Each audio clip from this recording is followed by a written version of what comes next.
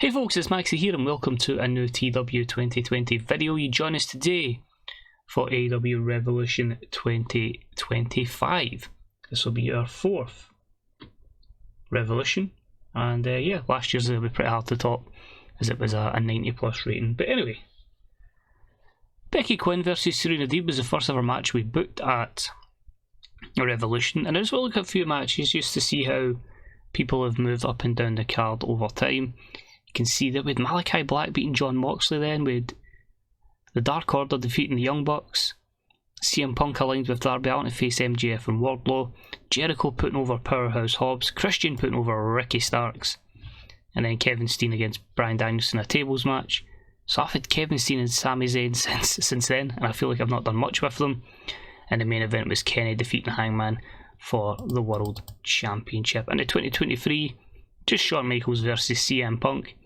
But if we fast forward all the way down to your main event, it was the final of the Owen, so I wasn't sure when I was going to host it, but we've done it obviously for Revolution. That then moved to Double or Nothing, which it will continue to be so going forward. And Adam Cole defeated Cody Rhodes to win the Owen. We also had that 30-minute Iron Women's match between Mercedes Varando and Thunder Rosa. So that's quite cool. Just MJF versus Bryan Danielson in there, and Hangman defending the World Championship against Andrade El Idolo. And then last year's show, next week 6-man to start the show with Steen, Zayn and Galloway taking on MJF, Andrade and Wyndham. You can see there Jade Cargill and Charlotte were still reigning well as the World Tag Team Champions. Shingo Takagi taking on Kenny Omega, quite a cool thing to see there. And interestingly enough, we've had the Fatu brothers for over a year on the roster. I'll tell you one thing, a lot of these guys, it doesn't feel like they've been with us that long, but the reality is they have. Whether that's not great that I'm not pushing them so quickly, but yeah, it's cool to see. But main event, despite us having Bryan Danielson versus CM Punk, we had Adam Cole defend the IWGP United States Championship and also win the AEW World title as he defeated Hangman, Sammy Guevara and John Moxley in a fatal 4-way matchup. So what is your card tonight? Well, let's have a little look. We'll explain the reason for stuff going forward.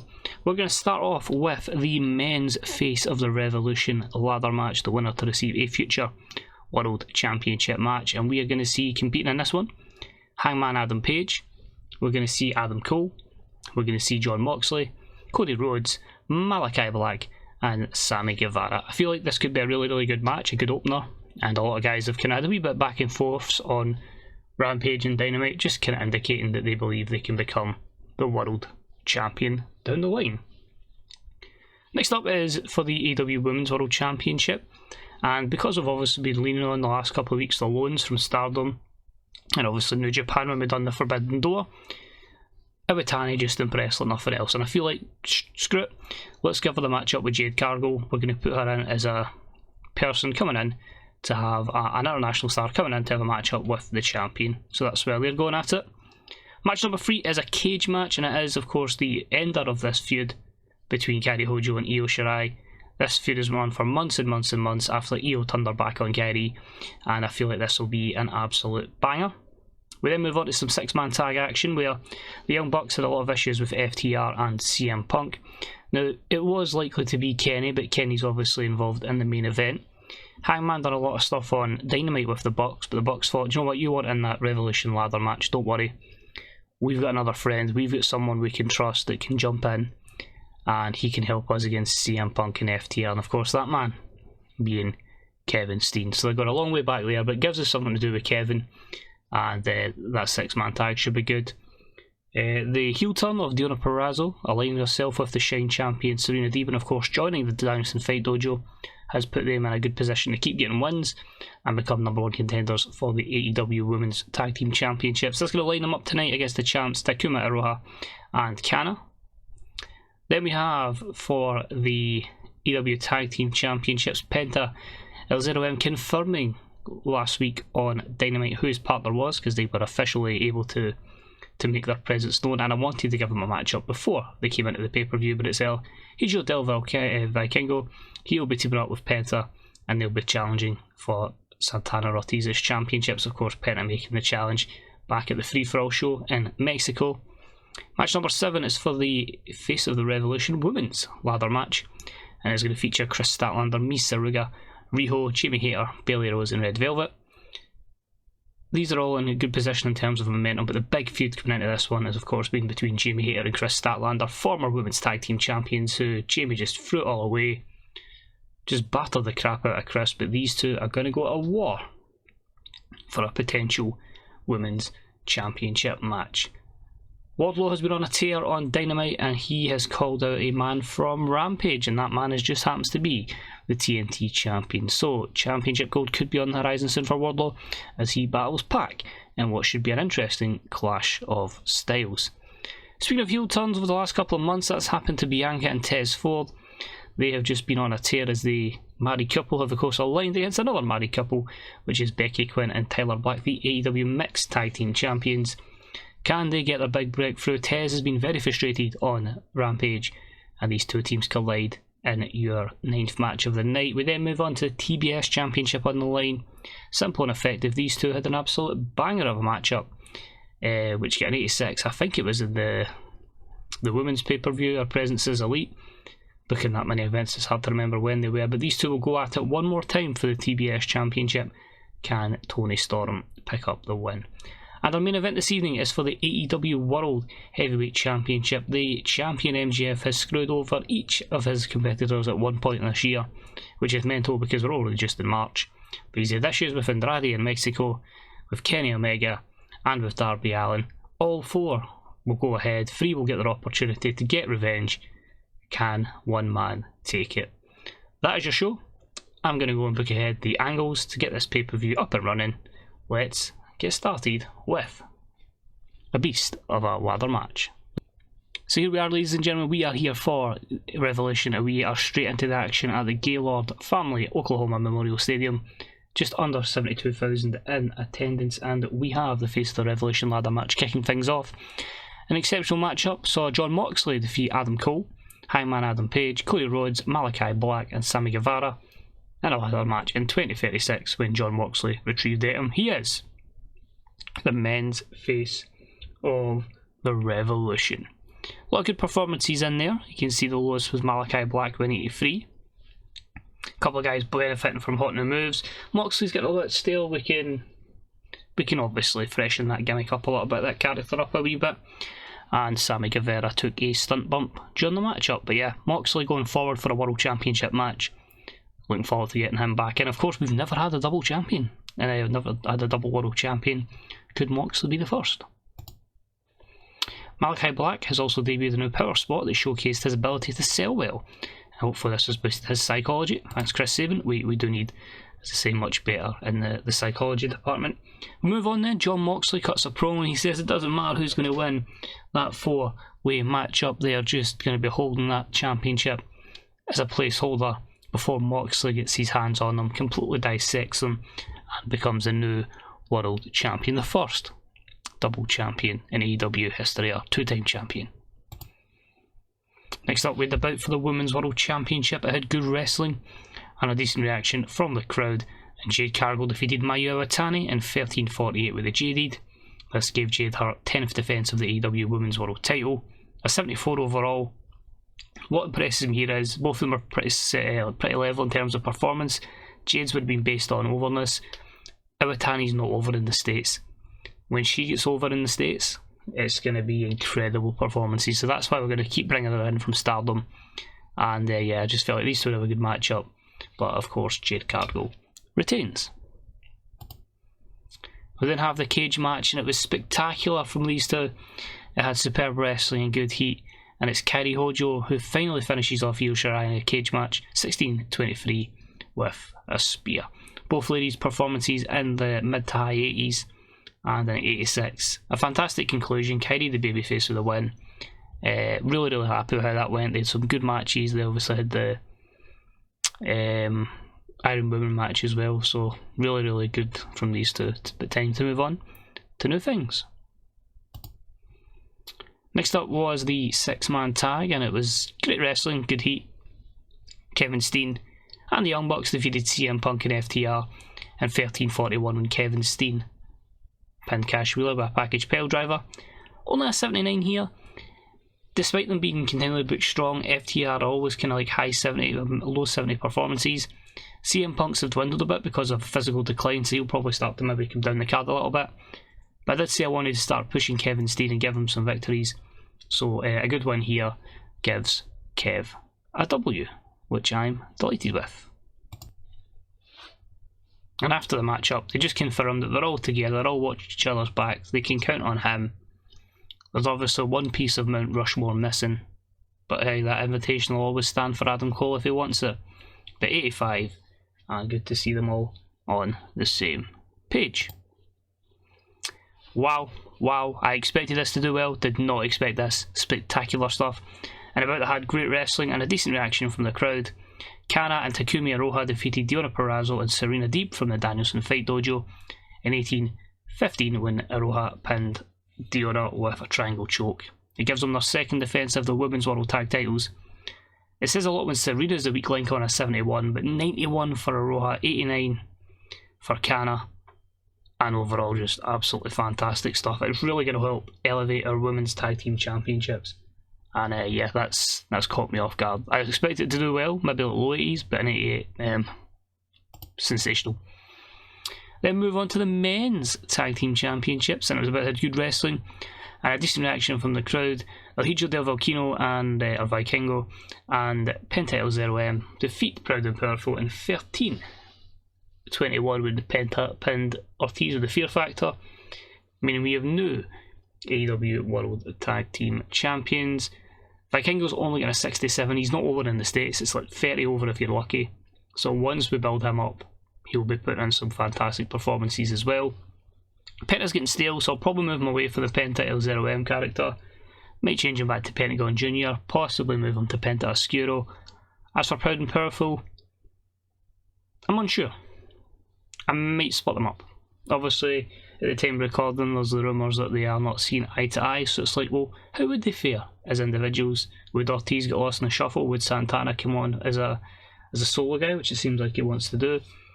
Let's try it, let's see. So I'm possibly looking into that, but don't be surprised if they stay together, because when they are together, I think they're a fantastic tag team, one of my favourite tag teams to watch.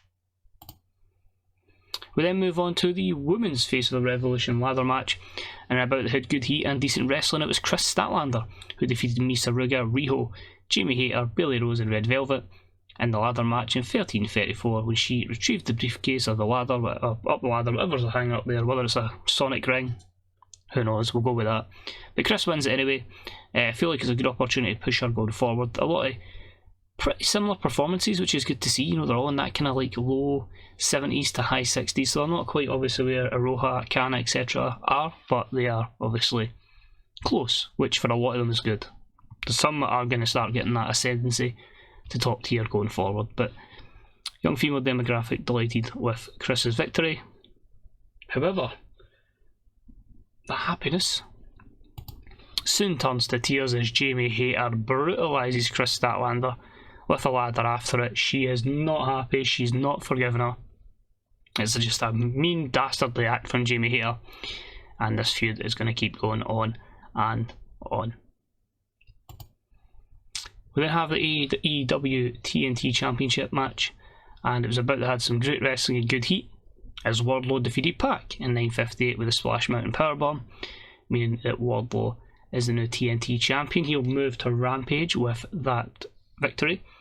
85, actually very, very surprised by that, the fact it done so well. But I'm going to give you the reason why I've put the title on Wardlow.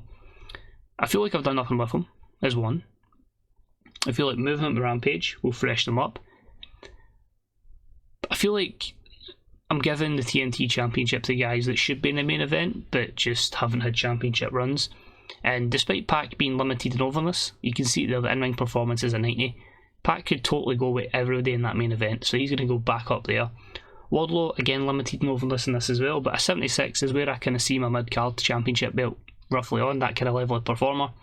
So if it's something that can keep giving him matches, keep giving him an attempts to boost psychology, and hopefully he can benefit from that in the long run as we head into, obviously, the next couple of years. But that's probably his best ever career match in game. Pac. I suppose it's a regular match for Pac, to be honest.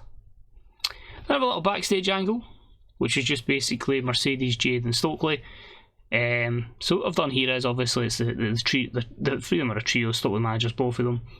They're all good talkers, hence the 90 segments. That was a good opportunity to kind of boost up, although to be fair, if you read the Road Agent report, you'll maybe see where we're going to go. But it's just basically Jade saying she's retained her championship. It's up to Mercedes to do what she needs to do for the brand to ensure she retains the TBS Championship. That match not next, but later on this evening, as Mercedes continues to prepare for it. We then move on to the Mixed Tag Team Championship match. Becky Quinn and Tyler Black defeat the Fords in 14:06, and Becky Quinn pinned Bianca with the Hard Knocks, giving them their 5th defence of the AEW Mixed Tag Team Championships. I just feel at the moment I still don't have Tez and Bianca where I need them to be, especially Tez, so I'm going to start working to get him over a bit. But Becky and Tyler are just going to keep churning out fantastic performances, and that's why they are. But they're somebody that can go and elevate other talents, but at the same time, you could easily throw them in the respective main event scenes, and they'll be able to handle it, no problem at all. So, yeah, happy with that. Next up, superb matchup. Toni Storm defeats Mercedes Varando in 13:52 with the quick cradle, and she becomes the TBS champion. So you're wondering yourself, okay, it's just a 76. Why have we went with this again? So obviously last time they scored an 85. This was because it was a steal the show matchup, and Mercedes won. Mercedes was not particularly thrilled at putting Toni over, so to keep her strong in the booking notes, that's obviously hampered that a little bit. So I did need to take the belt off her. I felt like Toni was the best for going forward. I think it's Toni's second run with the belt. So Mercedes will take a little bit of a hit there, but it's like short-term loss for long-term gain for Mercedes, and especially it's going to be short-term gain for Toni Storm. So hopefully she'll have a good TBS run.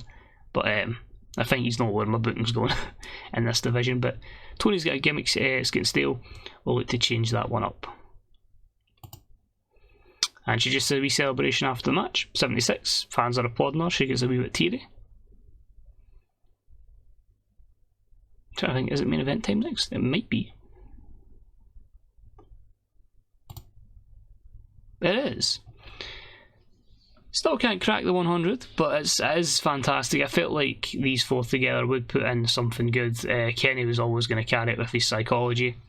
But with an exceptional matchup, MJF defeats Kenny Omega, Andrade, Idolo and Darby Allin in 20:37 when MJF pinned Darby with a Swanton Bomb, giving him his 5th defence of the World Championship.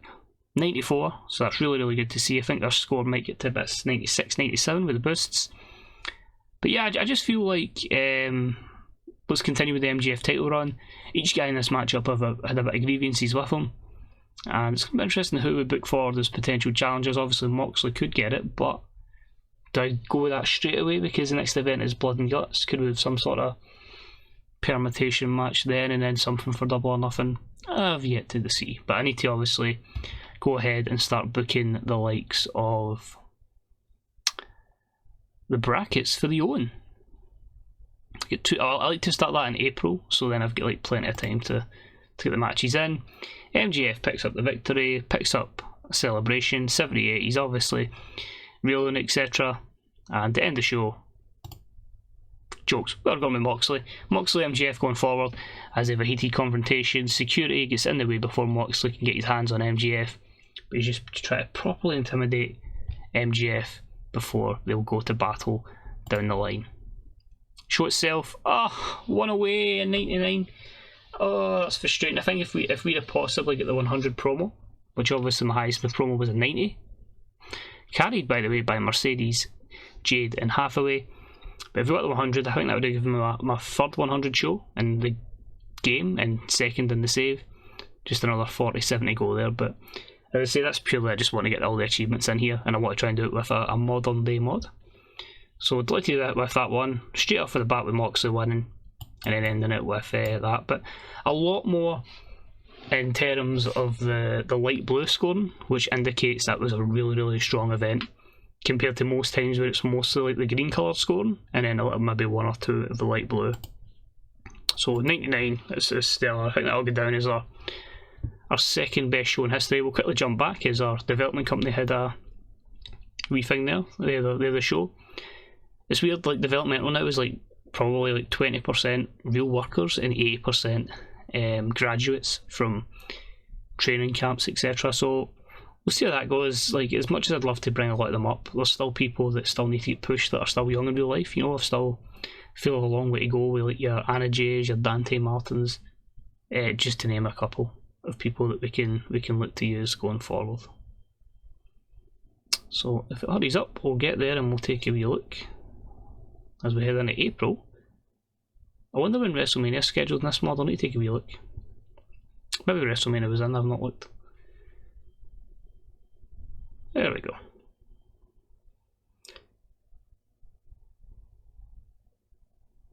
Oh, I was wondering what that was. Then I remember that I was ending all my deals just to stay on the AEW Plus network, so that's fine. Malachi Black, we know that was good. As I say, Psychology is 74, which isn't exactly great. It's kind of stuck there. I think there must be an age where they don't improve that, which is a shame. Absolute success for the show. If we just got Company Wars, AEW. So I don't think we'll get Match of the Year this year because New Japan's already had a 100, but if we can get there with the best show, which there's a chance, it's our best show since August 2024, and up there with a couple of all-outs, so that's pretty good to see. And then compared to other shows this year, 4 points clear of Forbidden Dawn. You can see I go quite high with my Dynamites and Rampages. They always have, as I say, stellar main events. One of the shows I just put there, if I just go to show history, on Rampage, we had Kevin Steen, Bryan Danielson do a 91, as I put them together. So if we jump back to the news items, anything else that will directly affect us? I don't know who Cuatuero is, but Final Justice has 1,683 fans. I might actually go for Trish Adora. She seems to get a lot of hype about her IRL, so I think we'll maybe look to bring her in. Steal everybody for WWE, why not? So I've seen what we've done in this save. Let's have a look at that Final Justice card. So Chris Hero defeated Parker Bordeaux and Gabriel Regal. So there you go, you've got the trainer, you've got it's annoying the trainer's the guy that keeps putting himself over, or the booker at the same time, but they get like 6 million people watching it on the network. Parker Bordeaux and then Gabriel Regal was just a New Gen Boa versus La Estrella, and then we also had Adrian Alanis taking on another New Gen and Leonard Bradley, and then Takushiki, Charlie Evans and Brianna Brandy in a triple threat. But you get people like Carol Caulfield has won, and then you've got the likes of Joe Bontello as well, but then you've got a Lindemann in there, you've got Regal's son Bailey, and then just other people in there. Susana Cabrera, so that is the one was that the one they said then had the best performance? Cannabis from a 54. She basically get released by CMLL, obviously a New Gen, and yeah. The technical stat was like, yeah, I'll bring her in. She had 69 psychology at 22, so I thought, well, let's try and see what she does. As she took on Natsume Maki. So who did it say was the best person on the show again, sorry? Cuatuero.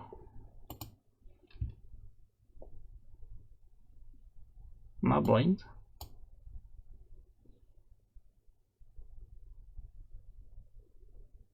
I don't even know who that is. Oh, there he's there. Cuatuero versus Joshua Shields. So he put in a 65 rated performance. So he was someone I'd saw from CMLL who had some, again, a decent age and very good psychology for his age was okay, but I think it was the likes of, you know, the aerial and flashness was a good position. So he's someone that once he gets the overness in the States, you can expect in the 0X division. Security saying that many people, you wonder who people are. Alex Crowley just extends her developmental deal in the Development Factory. Just extending her deal with Austin. So Dish Network's going to expire, that's fine. Casey's future endeavour, their contract expired. She was not really improving at the age of 35. I felt like it was time to go.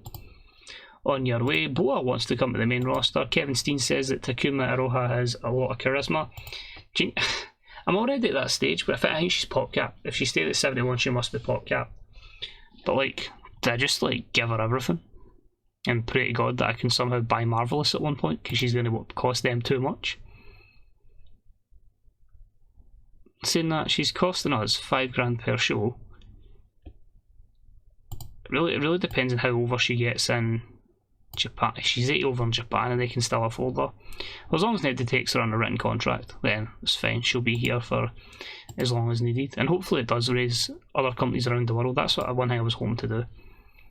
So yeah, all that pretty good. Boa, I was going to get into developmental, take a wee look at him.